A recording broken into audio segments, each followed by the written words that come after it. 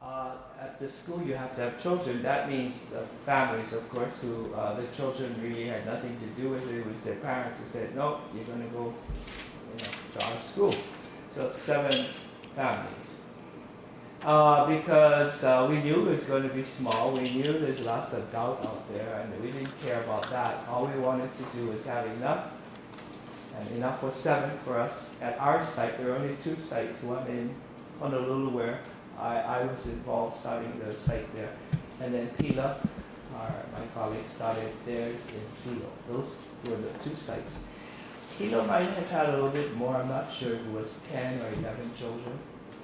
We had 7, and just to inform those children, even Hilo and ours in Honolulu, about half of them were from our own students in the college level, taking Hawaiian, becoming fluent in Hawaiian, half of them.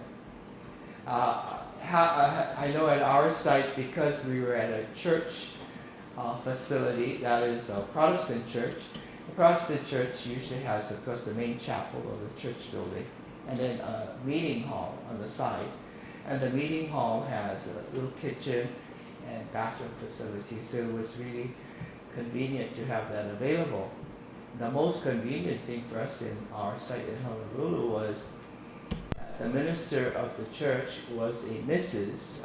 Hannah Keolanui, and she's a speaker of Hawaiian. She understood the situation of Hawaiian language. I knew her because, basically to that radio program I had mentioned earlier and she knew about the concern for the language, and she said, "You folks use this free. We don't charge anything for that, because we're not using this hall throughout the 5 days of the week, Monday to Friday, but on the Saturday and Sunday we do use it. So if that's okay," we said, "Oh, it's fabulous. We had no money." So we were really lucky. Hilo was a little different. They had to go find a place.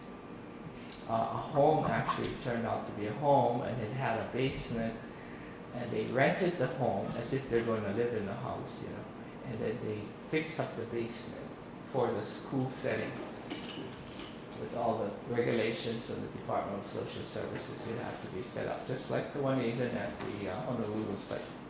Anyway, starting, and then coming into these kinds of understandings, which we already knew about. I mean, this is all in our makeup, that language is so important, but how do we get it ignited? And then after we get it ignited, as I was saying, we didn't come up, we knew we were dealing with Hawaiian perspectives, Hawaiian understanding, Hawaiian values, Hawaiian culture, but all through the medium of our own Hawaiian language, of course. And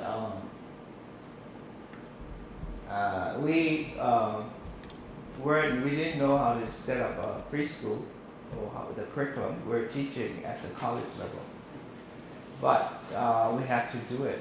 So Peter's wife was a professor teaching Hawaiian at the college level at the university at the Hilo campus. She took off from work for 2 years to become the coordinator between just these 2 sites at the beginning of coordinator of curriculum, what the program would entail.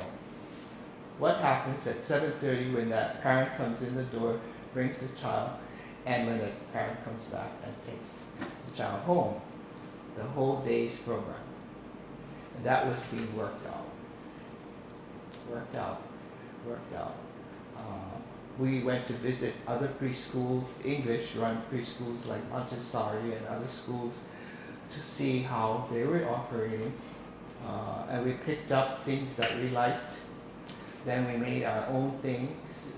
And then you get into, the actual material. Should we purchase? No. When you buy something from the store, it's not so Hawaiian, it's not so cultural. We have our own. We can use kukui nuts, we can get our seashells. We can get yes, our own material, Yeah. So this is the kind of influx of our kind, this is tangible stuff I'm Yes. talking about. And then the whole process of how it's been used. And how do you open the day? It happens that our genealogy, our history, is very much like yours, connected to a new God, one God.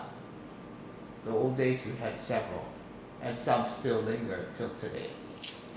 But that had really influenced our people.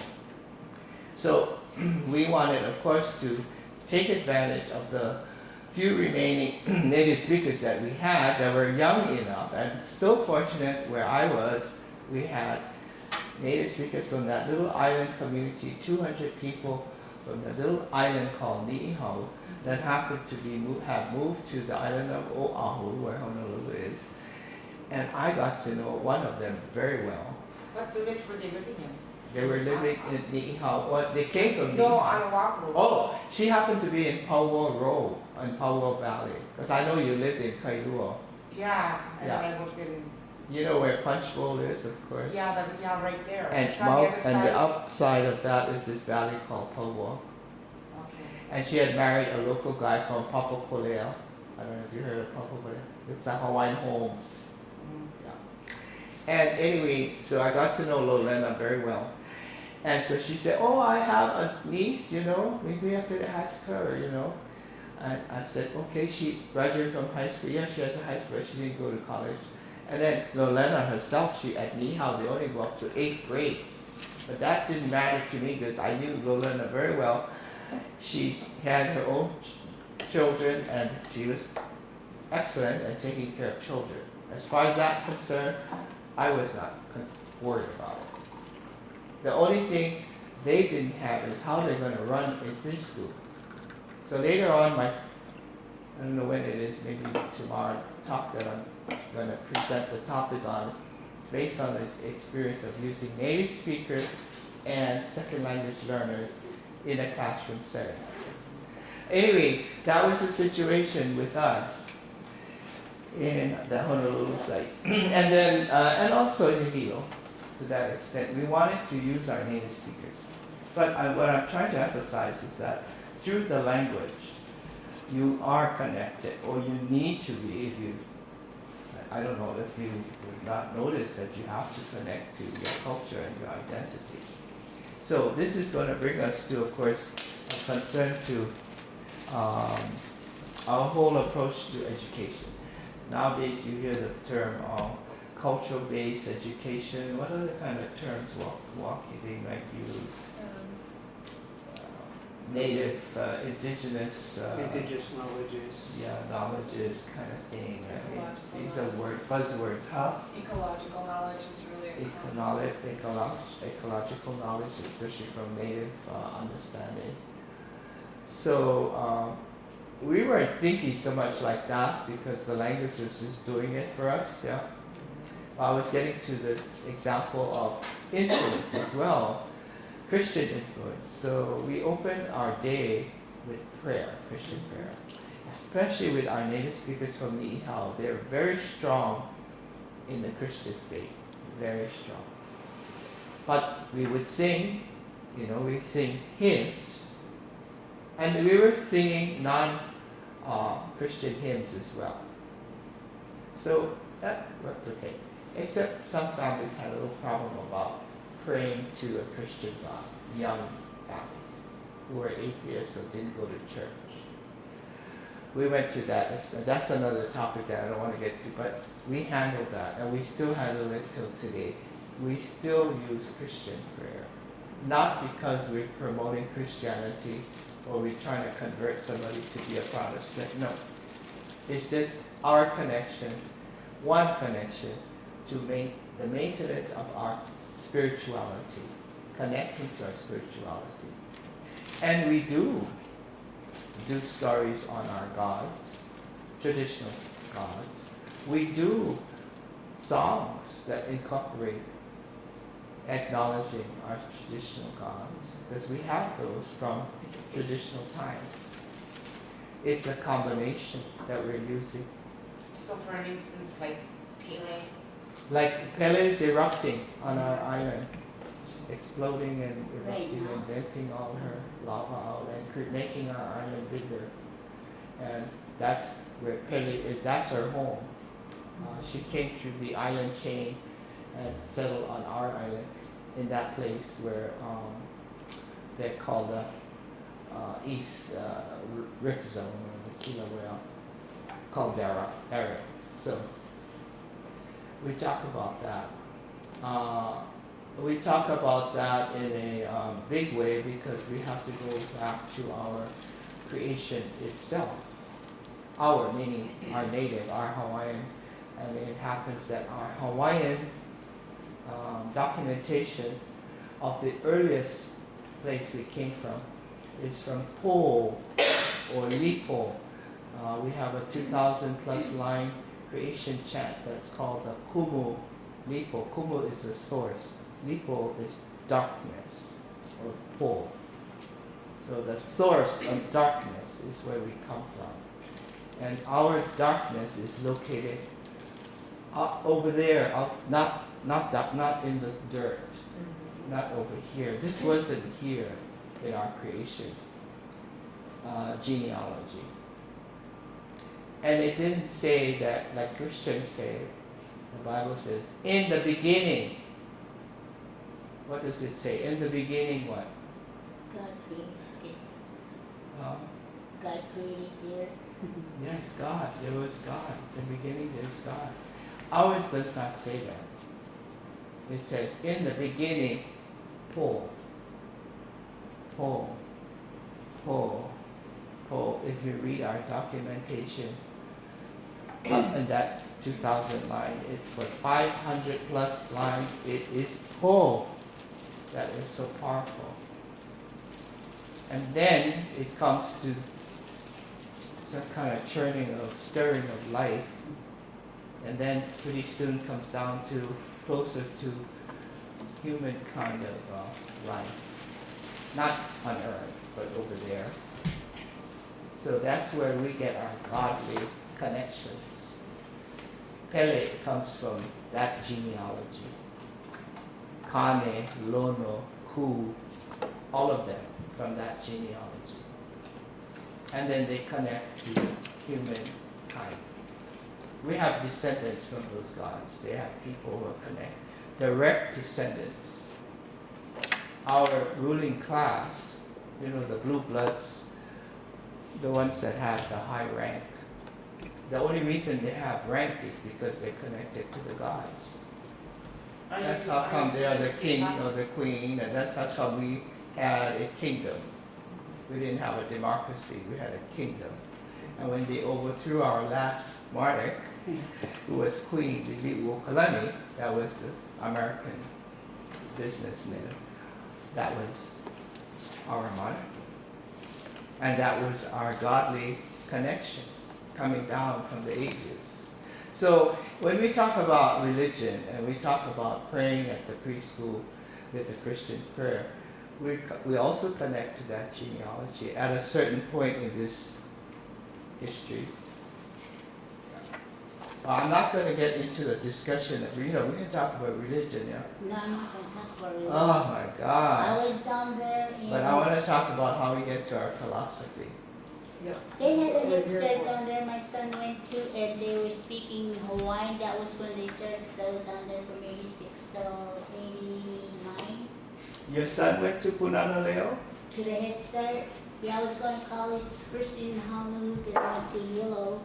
And that's when they were fighting against the state. The state was trying to build on the burial sacred grounds. Well, burials are another kind of issue. And the head start, but the head start that he went to had Hawaiian. They had like Hawaiian names on there. And you're telling me now that that's when they were starting the language thing?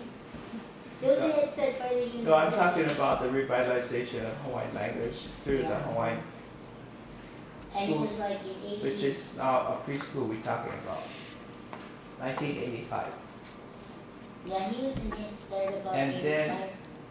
And then continuing, of course, all the way up to PhD now in college. You get a PhD in Hawaiian language.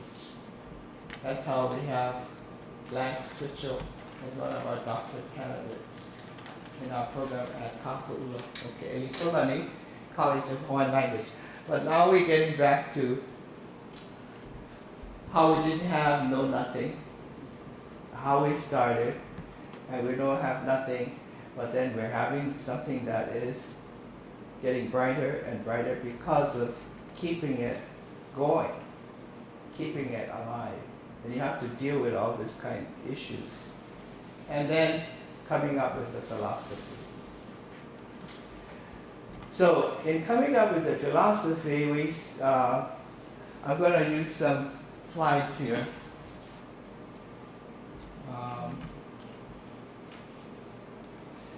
And it's called The Making of the Kumuhonua Mauliola. The name of the philosophy in Hawaiian, the Hawaiian education philosophy, is Kumuhonua Mauliola. And that's a loose translation in English, Foundation of Nurturing the Hawaiian Way of Life. This is the name of our philosophy that we came up with. And then now I'll just get into a basic, I'll do it very quickly because I think we want to discuss among ourselves sometime. I'll try to leave some time for us to have a discussion about where you folks are. And if you have any questions about this. Yeah. So as I said, we didn't have one.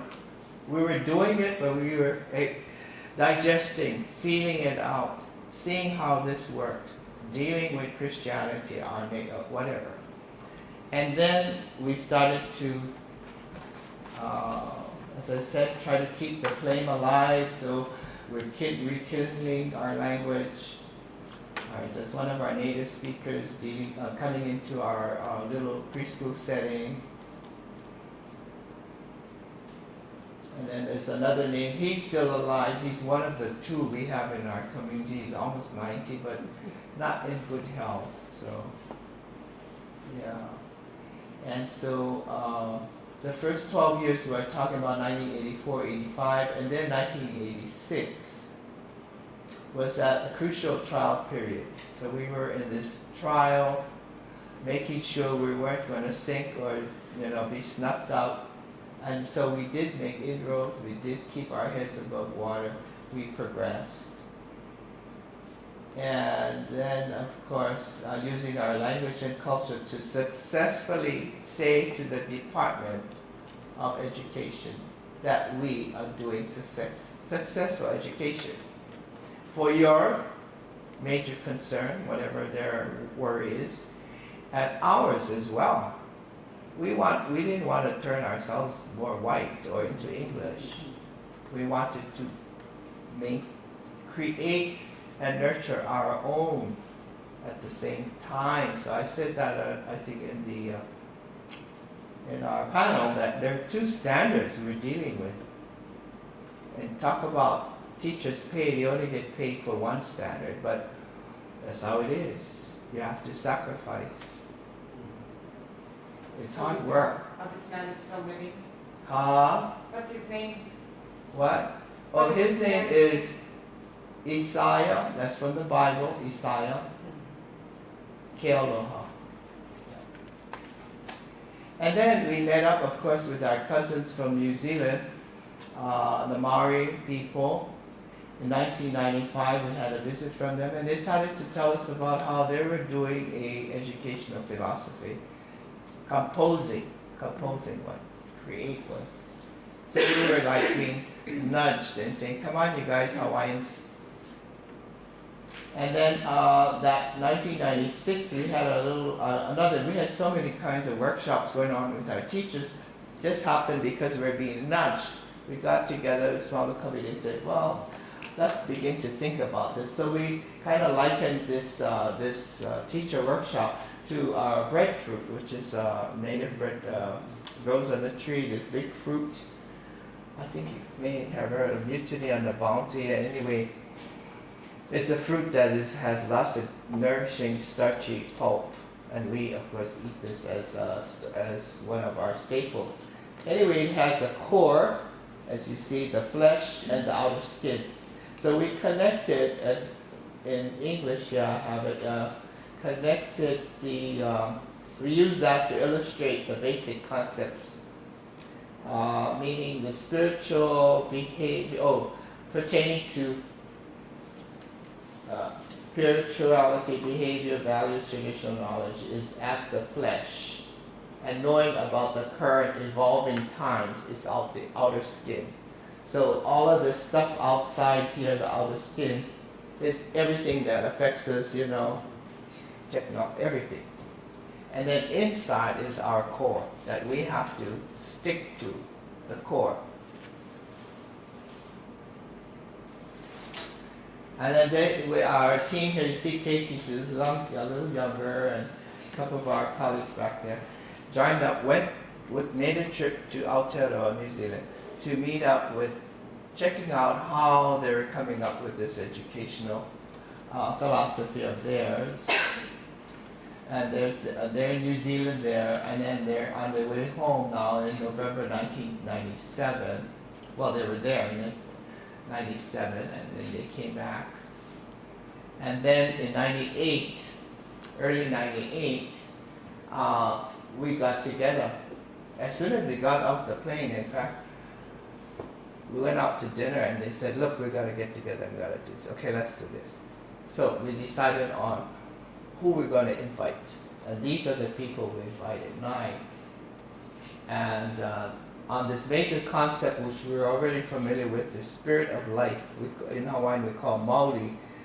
And once that baby takes that first breath, or maybe it's in the womb taking its first breath, that's mauli. But that mauli can turn out to be anything. It could be Portuguese, it could be Filipino, depending how that mauli is being nourished, is being raised, is being fed, is being spoken to, all of that. Yeah, we can be given up to adoption, and be, I don't know, anything. Filipino, or Japanese, or Puerto Rican, whatever. You don't have to have that blood. And so, that mauli is what we want to continue as the core to be Hawaiian. That this flame is a precious gift that can die, of course, we understand all of that. And the focus of Hawaiian education, the direct attention to nurturing, in other words, to give all our, emphasis on. And so here we have a photo of 2 native speakers. One is the older woman representing the elders. The other one representing the only island, the only living community, the Nihau community of native speakers back there. And that's Mrs. Kawahi Paula and Mrs. Kanahele. And then these are the rest of the team, the gang. You see Kawanoi at the top with Mrs. Kawahi Paula, and between Elama and Mrs. Kawahi. And then there's Namaka, and me, and Keiki, and Makalapua, Kalena Silva, Peter Wilson. I can't see the shade here is Kalani Akana. The younger generations, yeah. They were all fluent speakers? All fluent, and all involved with Hawaiian medium education. Even the Kuput, the elder, even the Nihau speaker. All of us were involved with this flame that we have ignited, and all fluent speakers. Yeah. And we were renting a house for the weekend. If you've been to the volcano village on the Big Island, that's where we were. Yeah. You were the only fluent speakers, or there was just the 9 that got together? No, we weren't the only fluent speakers, but these are the 9 that we, over the dinner we were having. Okay. Said, look, who should we invite? We don't want a big gang, unwieldy, and this is the first meeting. Then it came pretty easy. After working, with these fluent speakers in our educational start, it was pretty easy. I'm glad we picked who we picked. It's not an easy task. We never thought of it that, because Well, mostly because we're thinking about the rest of the guys who weren't invited. Maybe you could put it that way. It's not so much that they weren't invited at the meeting, but you know, to come up with an education philosophy and say to somebody, here it is, and they'll say back to you, who gave you the authority? That kind of concern. But to make the story short, it worked out pretty darn well. I was so happy because the efforts that were being made, you get to know people, they know you, they trust you, they agree. I mean, it's not something that they didn't agree to. They you know, they really. We conducted 3 meetings, workshops with our teachers. At that time, I believe I have a figure. It was 108 teachers. That's quite a bit. In 1998, because we had started in '85, yeah. 87 got into DOE system. They got into this point for the education philosophy. So by this time, we're all pretty like family. 100, I don't know how many people we had today, but 108 anyway, when we got to share this philosophy. So just to say that at the beginning, it was a bit, when we met, just this 9 committee, because we were in different educational schools, that people were saying, oh, what we're doing, here's our objective, or here's our kind of philosophy. So everybody had something to share. Then we all agreed that if we could put that aside and kind of rethink this thing again, like nothing existed, although of course it's all there, you know, and approach this in a bigger way, general, not so specific to your place or what you're doing at this moment or for the next year or something. You know, they have goals for the year.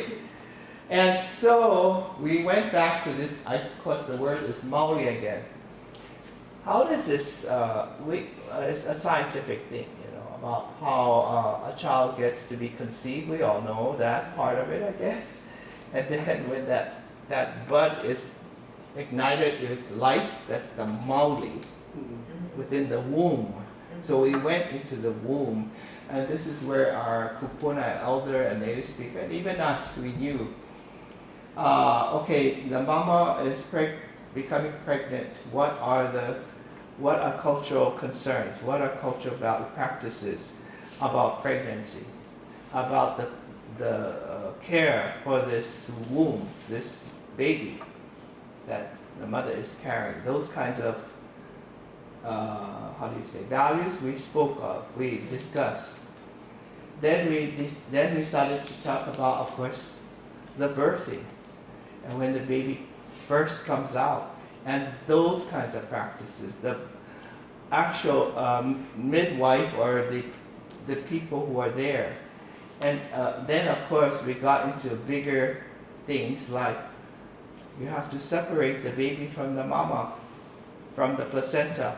So you have to sever the cord, which is the umbilical cord. Now when we started to get into that kind of discussion, words, our language, brought out big concepts. Yeah. So that's how come For you see. example, what? Well, I just mentioned the umbilical cord and the placenta and the womb. I mean, I'm speaking English. You have your own words, right? What is the word for womb? What is the word for placenta? I'd like to. No, I'm saying that in Hawaiian, that's the kind of language that was guiding our understanding of connecting back to the child. I just lost my mother, and she was her generation was the last generation that was fluent speakers of my language. Well, luckily And we could so find I don't our know- I native don't know the speakers name of- to be a part of our I discussion. don't know the Inupiaq term for womb, just Yeah, to I answer know. the question. Yeah. Well, see, I grew up, my mother is the oldest of 12 children, and she said she helped to bring out some of her siblings because that's the way my grandmother folks gave birth. They gave birth at home, you know? So I was lucky, I heard lots of these things. I wasn't a native speaker, but I knew words, I knew what they did. So it was all this kind of discussion. So I just want to say those words up there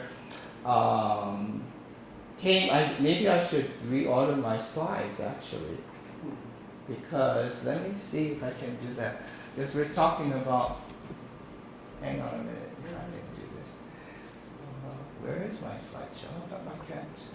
When I first became pregnant, my mom and my aunts, they sat me down at my mom's house and told me all the rules I needed to follow as a pregnant woman. Things I couldn't eat, I couldn't, if I were making mukbaks or anything, I couldn't finish it. And there were reasons for every one of those rules. That's right. If I finished sewing by myself, then it's going to close for the baby's path. That's right. And if I didn't finish all of my food on a plate, something else will go after the baby on the inside. So What about like what we're doing now? We're having a name tag with a string around our neck, or this lei, like we call this lei, necklace. This pregnant woman could never wear these things, because why? You would be suffocating. You could endanger the baby's life with the cord wrapping around. right, yeah. So That's the those I are had the to- values. I just couldn't turn when I wanted to turn while I was laying down. I had to sit up and turn because of the cord being so. All these kinds of practices, and it is only to show that our understanding and knowledge of our way of understanding life to a child, the mauli, is very important. It is. It's very important. We're not saying, oh, it's scientific or anything. Who cares about that? We're caring about what we are. Yeah. So when we come with an educational philosophy, we're grounding it on the basic knowledge of our own, not somebody else's. So now, when we come to the word pico, that's our word for umbilicus.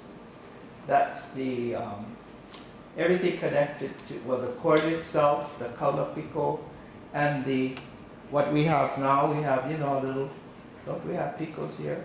Yeah, you all have one, I'm sure. That's a pico, that little spot where you got cut off from your mama. And then you have this piece, you have this piece over here that drops off, yeah? That's another little piece of the cord. We take, all those things we take care of and deal with it in our cultural way. And even when the placenta, the iabe or honua, we're talking all of that. And so when we get into our pico, we said, well, we don't only have pico, the word pico in Hawaiian doesn't only refer to here, it also refers to here, the top portion of our head, which is called, I think in English, the fontanel. And when the baby comes out, it's not quite solid. The bone in the skull hasn't hardened. So you can see the heart going through up here. And it's very special. Take care of it. And I know my grandmother folks used to put, we have oil that we get from not a traditional Hawaiian nut. And they also put herbs. They feel that they can almost feed the child. They're not actually doing it, but they feel that they're doing it. And special herbs, because my grandma said the longer you keep that soft, the better. If it closes too fast, and I say, well, why is that? Because the longer the child has this softness to the top, the pico area, the more, empathy, awareness that child will have for his world around him. If it closes too quickly, he will not have that capacity. That's the belief. That's Hawaiian culture. So it's an important place up here as well as over here. And then we have the other pico, which is down just below the belly button, the procreation area. So we call that the pico. And then we said, well, and it happens to fit our grammar. We have grammar rule in Hawaiian. Well, anyway, we have a word in Hawaiian that's called inoa. Inoa means name. And it happens that the word, spelling of the word inoa has these letters starting with E, O, but no N, just E, O, sounding like inoa. And the letter E in Hawaiian is sacred because you do not abuse a child that way. You do not hit the child on the head. You keep the head above things, it's sacred. So E is that kind of sacredness.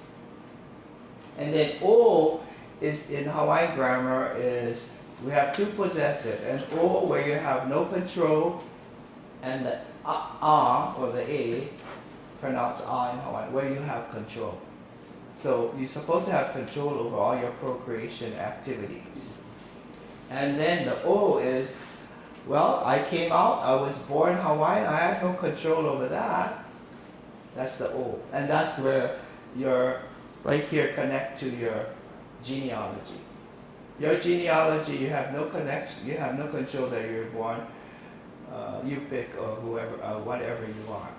Because that comes down to your line. So that's the pico O. So we have three pico. Pico E, pico O, pico A. And we keep, as we're talking, we develop, it starts to flow, We only had 2 days, a Friday, Saturday, and then we left half day on Sunday, a weekend. So Friday evening, Saturday all day, and half a day on Sunday. But because we got to talk like this, in how we look at a child, how do we connect to children from the earliest, and using, just talking like this, oh, my grandmother used to say this or that, and this and this and that and this. In Hawaiian, we're talking all in Hawaiian. These words start to come out. We're organizing it in a certain kind of way, of understanding this child. And then earlier I talked about, what things are really important in the child's nurturing. Well, of course, we're going to speak to the child. Oh, baby, and what? We're going to say something in English? Yeah, I think so. No, maybe not. And then we're going to behave. That child is going to learn from our behavior how to behave. Oh, else we'll tell them how to behave, of course, but talking is not enough sometimes. Anyway, all that also is important in nurturing this child. And then, of course, they have to learn about who we are. Ike ku'una is important. And, of course, did we have uhane? Yeah, I forgot the top one. The spirituality is important as well. We have this empathy, this understanding about the world, how we connect, what are our spiritual connections, family, nature, godliness, appreciation, valuing, respect, all those kinds of things. So we said these are essential values of our culture. Pili uhane, Hawaiian sense of spirituality. Olelo Hawaii, Hawaiian language. Lavena Hawaii, Hawaiian way of movement and behavior. Ike ku'una, Hawaiian tradition-based knowledge. And then we also, of course, we talked about that. And then we talked about where the placenta comes from, and the word for placenta is honua or iabe. Some people pronounce iabe. And it happens that we wanted to use honua because of the three choices. Honua means the wide world or earth itself. So we have three spaces. We have honua, which is connected to the space when the baby was connected to its placenta in the womb. That's a space. it occupied. Then when it came out, it's the kipuka. We have a word in Hawaiian, kipuka, where the lava is now flowing all over, and it might go around a little clump of trees like this, and then that little clump of trees becomes a kipuka, a little oasis, like a little oasis. And naturally, when the baby comes out, he or she into an oasis, a safety place, a safe place, kind of, to be brought up in his home, her home, and family, and all of that community. And then Honua ao Holoko simply just means the whole big darn world, including space, Mars, and wherever, I guess. So how we got the word Honua is because we were talking about the placenta. Honua. Anyway, and then these meetings we had, I mentioned, that was like, oh gosh, now we're gonna go explain all this to our people. And they might choke our necks, but that's okay. And they didn't really choke our necks. Actually, there was only one person who said that question, who gives you the authority? And we said, well, I guess we gave ourselves the authority, but please try and understand we're trying to represent. And so besides that question, do you have any particular concerns? No. That person and what he represented Isn't that a was colonized okay. thought, though? Isn't that a colonized thought, authority?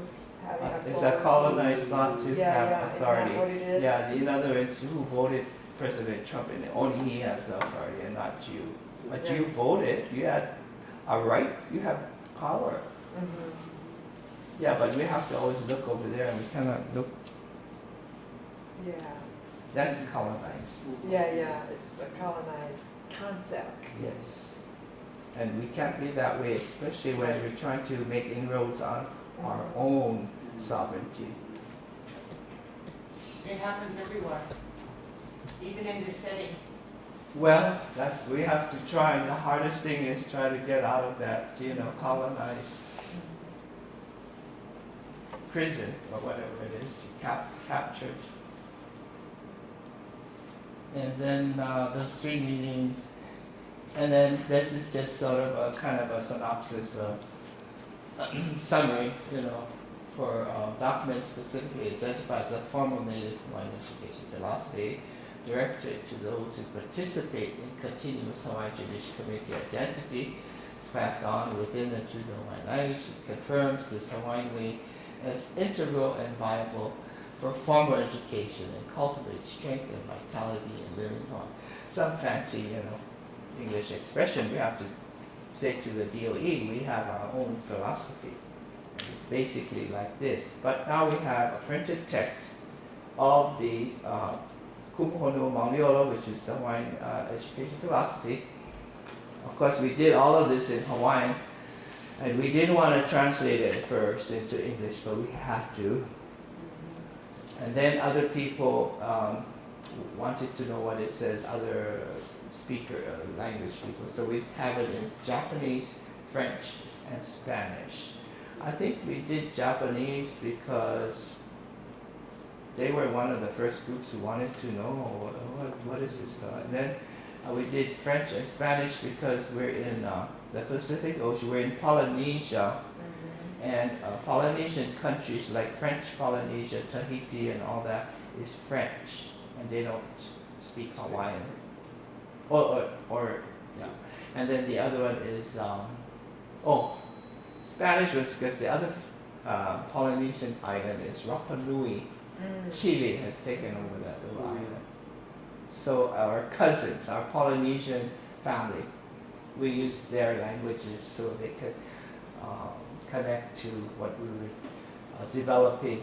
Because we had started off, we were kind of prodded by the Maori cousins. Yeah. Anyway, I didn't bring any copies for free. If you want to purchase, it's not a very big translation. If you go to Halikuomo, it's a website. I'm trying to think, how do I get out of Better this? write it, but Okay. that was incorrect.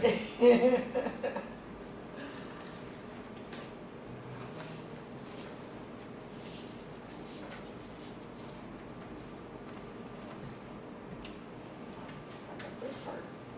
So this is, there's a otter, Halikumo, this is the main name there, this thing. It's spelled like Halikumo. And you get these, this puke means book, we just Hawaiianize the sound, book, puke.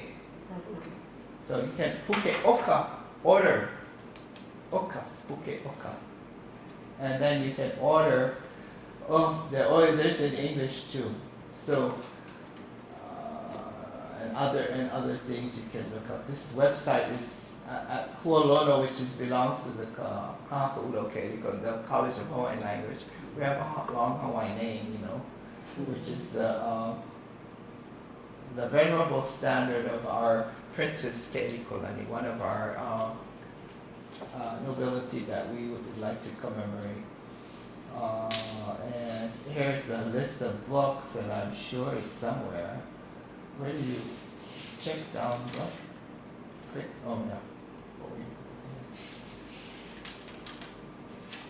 Right, is it working? And it's transferring the data.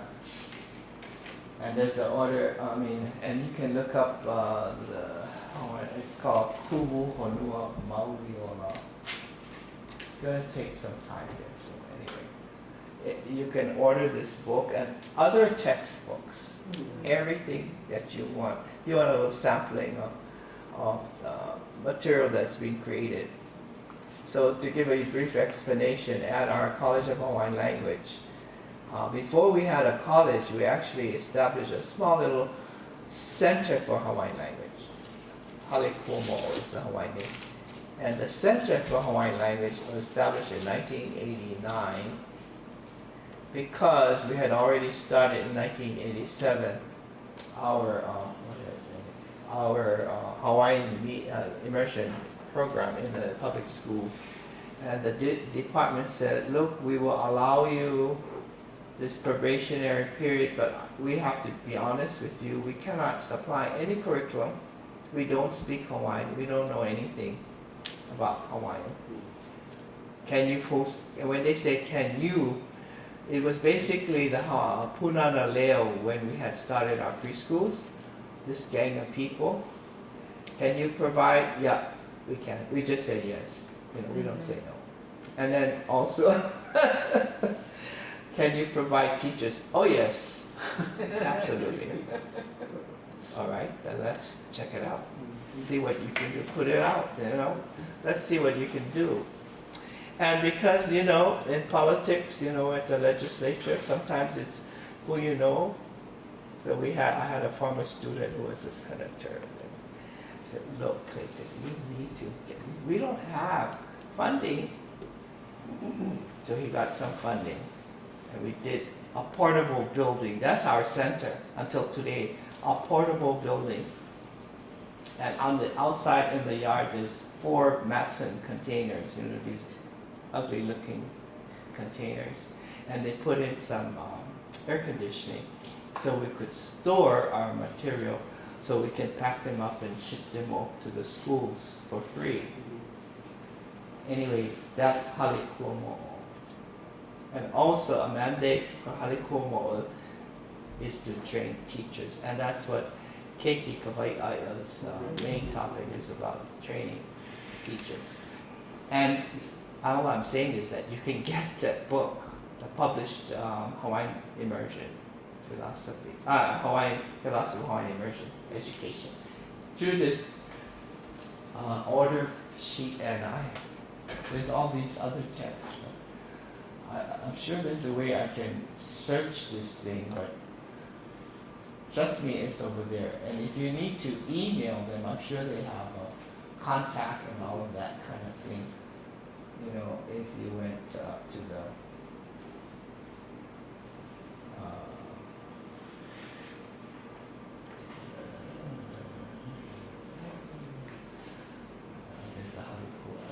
anyway,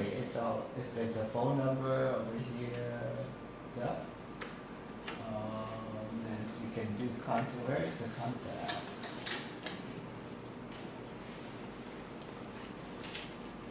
Well, just call that number, that's the best thing, I think it's easier.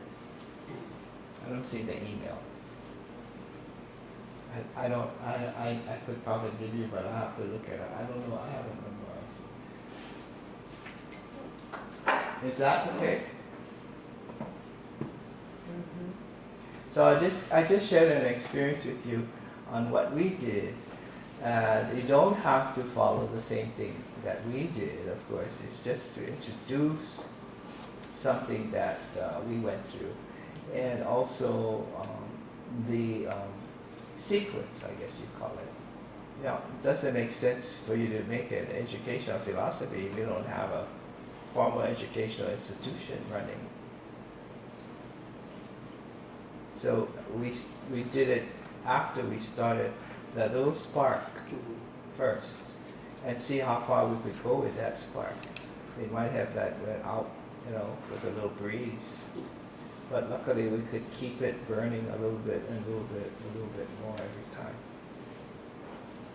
But it helps us. It reminds us about our own values if we begin to sit down. And then because when I was small, we hear these things and from our grandparents and go, oh yeah, that's what to do, that's all the old stuff.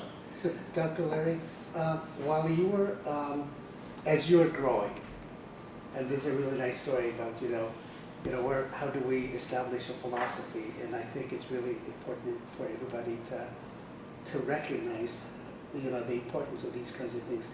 As you're growing as a language family meaning, the Ahapunanaleo and the schools outside that and the colleges, were there any times at which you made any amendments to your philosophy? So far, no. Nice. So it seems to be pretty solid. And in fact, we created Hawaiian, this Hawaiian culture-based education. They wanted to know more about our philosophy because it's Hawaiian, except of course it's through the medium of Hawaiian. So we shared this with them. And they've adopted, this was very helpful for them. And so they adopted, I'm not sure, it was 15, they call them guidelines, based on our cultural understanding and captured in this, I guess you call them little essences of who we are and how we think about a child. Through the Hawaiian way.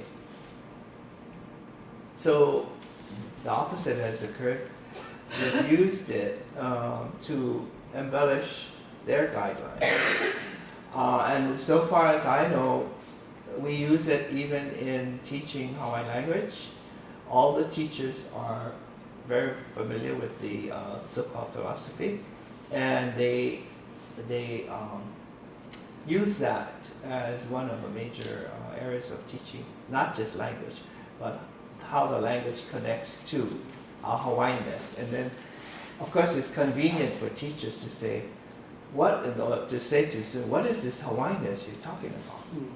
And to get back to the connection to the womb and the placenta and the child and those areas of what we consider very crucial. So when the child is being nourished, they are being nourished with a spirituality, a Hawaiian spirituality. That's a little bit nebulous sometimes, And we try to incorporate practices in our daily college life, but of course it's a bit more readily, employed in a regular school, K to 12 life, because you have the children there at your beckoning call. When you go to college, they say, I'm sorry, I got to go do my philosophy, my psychology class. Oh, I'm sorry, I got to go take my science, lab. They're off here and there. You don't have them in that controlled environment as you would from K to 12. But we still do it at the college level as well, for all our majors. You started your talk using with some quotes from your Kumuhonua. Kumuhonua. The paper, is that accessible? Oh, when I had those paragraphs. Actually, it's a paper I wrote for something, I forgot. But if I'm sorry I didn't bring a book. Oh, no worries, I was just asking. But I'm sure that book will have a great summary or words like that. That's what landscape started. Would you like me to show that again? It's so great. Okay, thank you. Yes. I really look up to the way that you guys started developing your curriculum for Hawaiian language before you had legislation passed. And I think that's something we could really learn from in Alaska, because I think Alaska might have the most uneducated legislature in the United States. And so when we're trying to pass legislation and bring awareness to institutional racism, it's just kind of exhausting because we're doing it during hearings for resolutions. So I guess my question is, when you guys started working on your curriculum development, did you do that under an organization that you had established prior that was recognized by the state? Yeah. Like, was it under an advisory board or something? Where's the Punana Leo? The start of the Punana Leo, because we had to create curriculum there. And the proof, as they say, is in the pudding. So the pudding in our case, of course, are the children. And our poor children were a bus or cars would take us to the legislature. And there's this room, a meeting room at the legislature, and we'd go up to testify. And when we testify, we bring all our children, we sit them on the floor, and we do our little routine or whatever. But we also make sure in the routine there is a very how do you say, it's impromptu, so they can see that this is real, that the children are learning language. At the same time, they see a little bit of curriculum. They see how the children are reacting, behaving. They see also the teachers who are not certified interacting with the children.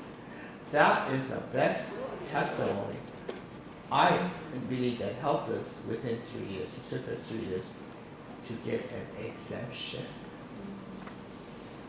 It was a hearing, that last hearing lasted from morning to about 1 in the afternoon, because at that side of the room it was filled with professionals, preschool teachers, and poor guys, they had to go to school to get the license. So I could feel for them. And then on this side were like our moms and dads and aunties and uncles and elders and the children, and that's all. And then over there was the committee, legislators who have to decide. And the good thing, maybe the sad thing in Hawaii, there are 2 exceptional schools that don't have to meet the state requirements of teacher certification.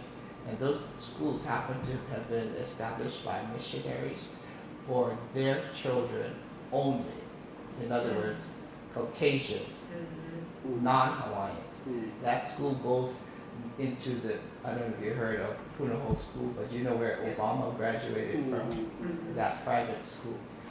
So our legislators understand some of this kind of politics that goes on. So they played politics maybe with us and said we are convinced that we have to give Hawaiian language a chance. And in order to do that, we have to allow our native speakers to come in contact with the children in a formal setting. But we are working, we're trying to say to them, we are working to train our teachers, and we are working to get them certified. But we want to certify them as Hawaiian immersion. Anyway. So after you built or formulated your philosophy, That was with 98, that perspective, 1998. so were standards? Did standards come after that? For teacher qualifications, you're saying standards? Well, no, I'm sure, you know, in Hawaiian language, you have certain standards, like we do in Ethiopia, that, and after so many things that you can, that you've learned and then practiced, and then you're at a position to share that knowledge with others. So it kind of comes in progression, and you're trusted in the community to share that knowledge. So were there any kind of standards like that that were developed after you did your philosophy, that follows your philosophy?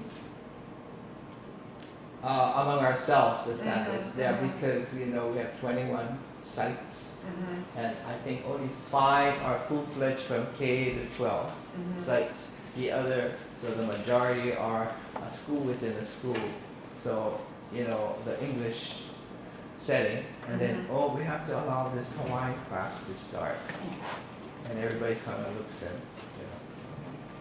And anyway, it starts, and it continues, and then there's a couple of schools now that are getting concerned because it's becoming more popular, and pretty soon the English teachers are thinking, I think we're going to be out of a job. Mm-hmm. I guess it goes along with language proficiency at each So grade, on language each level. proficiency, yes, we have language arts in Hawaiian, Mhm. and we have, of course, standards. They have exact. I don't know the exact. Yeah. What you call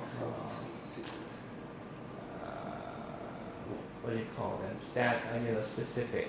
Right. Scope and That speed you will sequence or write, something. Right, and you yeah, will read yeah. at this level and all of that. Right.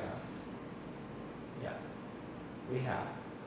But I don't know them specifically. I'm sure Keiki might have it already. Right. because I was there's- just curious about that, because that, Yeah. you go from this, all this work you have put into your philosophy making, and then, because when I was in a school district, we always had to follow the standards from the federal government or the state.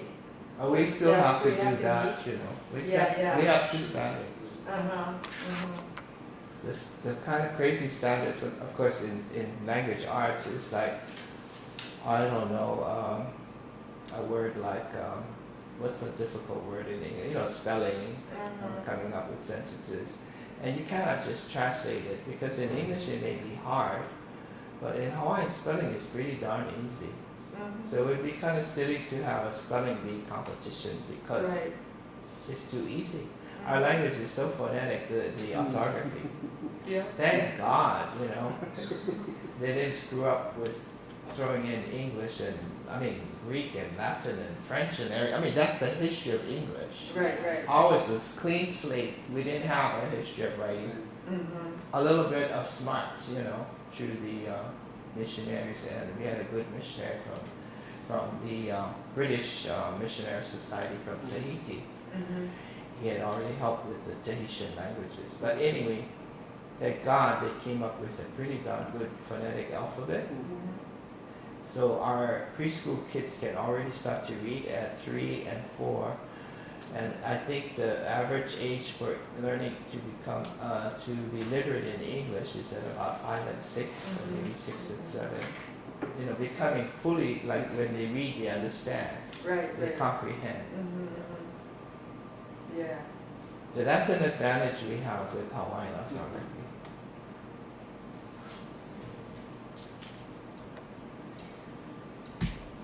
Yeah. I have one more question about Punana Leo. Was it established as a 501c3 Yeah. nonprofit? Yeah. That was back when our Senator Daniel Inouye was heading the Bureau of Indian Affairs for quite a while, and there was a Native American Education Act. But since we're not Native American until today, he got together with some of his cronies and said, look, we should establish one just for Hawaiian, because Hawaiians are not Native American. So they established, I think it was in the 90s, early 90s, a Native Hawaiian Education Act. And because of that, the main institution that qualified for the funding from that was this private school, this very rich private school, Kamehameha. Because, of course, Senator Inouye had used some trustees from that school. And that really sparked this idea, like, you better create some federal funding for us. And then here comes this little group that has incorporated, just like Kamehameha schools, for Hawaiian education, very Hawaiian, except ours is not that you have to have the blood. We don't require it to be ethnic Hawaiian, although it just turns out to be like 98% all ethnic Hawaiian. And so we could come in and say, hello, can we apply? Who is this little gang of people over here? And we did apply and we did get some funding. Then after a while, oh man, all kinds of Hawaiian education, non-funding, non-taxable or educational programs started boom, boom, boom, boom, boom, boom, boom. And of course, after so many years, well, you must have enough of funding. We'll spread the pot out to other people. Oh, yeah. Isn't that what Renee is talking about? Yeah. So you talked about when you were developing the philosophy that there was, Again, so you talked about when you were developing the philosophy that there was one individual in particular who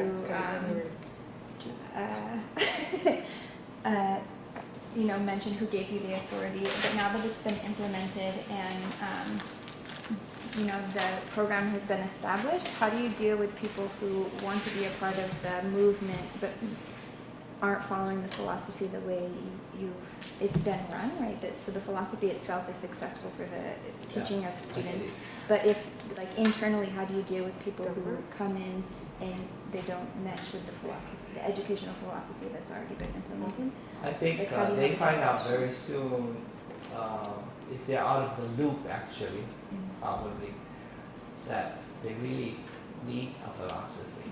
They need guidelines. They need to be reminded why they're doing this and how they're doing it. That if it's worth their time. Are they coming through with the vision that's accomplishing what they're intending, good intentions, but it comes down to solid stuff after a while. So how do you, if they recognize that they're not in the loop, how do you get people back in? It's almost like, here it is, if you want it, it really will help you. It's almost like, if you're thirsty, you better drink this water. So far, it's been okay, So far it's been really good. And that's another area. We have to work, though. And that means, that means authority. That means you have to create a policy and that kind of stuff. Sometimes it's not so great to do that, But to have you're it more setting like, your foundation. what? You're setting your foundation for your future generation. Yeah, and that too. So as I said earlier, I think in the panel, policies and laws are okay, but we should be making we come up with our own, how we feel it fits us better than trying to have that direct us. And don't rely on that to help you. Sometimes it doesn't. Just add. Maybe more often times it doesn't. We have to create our own policies to fit how we're looking at this kind of philosophy of education. Right. Yeah, there's so many different variables, to be aware of. And that comes to working and doing and experience, and then setting in place maybe a law or a policy or something like that. And then getting it adopted officially, it has to go through that kind of, so far we haven't gotten to that kind of point, And then one thing that I'm going to talk about here is creating new words. And we don't have any official authority.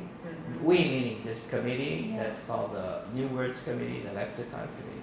But it's working for now. And if we had to create an authority, then we would request a budget we would request all of those kinds of things that are making us official. And it will take away from people that are volunteering now, and then they'll say you can only do it for 3 years and you have to be replaced as new members and they'll have this Oh, staggered so it's membership. a, maybe rather than a council or a commission. Yeah, and you can only serve, as far as Yeah. this and that. There'll be laws and rules Oh, I and see. regulations. Yeah. Right now, it's pretty much like, it's almost like a unanimous, yeah, this person is good. Yeah, that one is perfect. This is, and we have representation from all the different places. It works, Anyway, but maybe at one point, New Zealand, the government gives millions of dollars, government to program. Wouldn't that be wonderful? I don't know, maybe. Not anymore. Yeah. They You said, can always use money, but then my goodness, sometimes money isn't everything. Sometimes we need money. Well, I guess so, yes, it's lunchtime.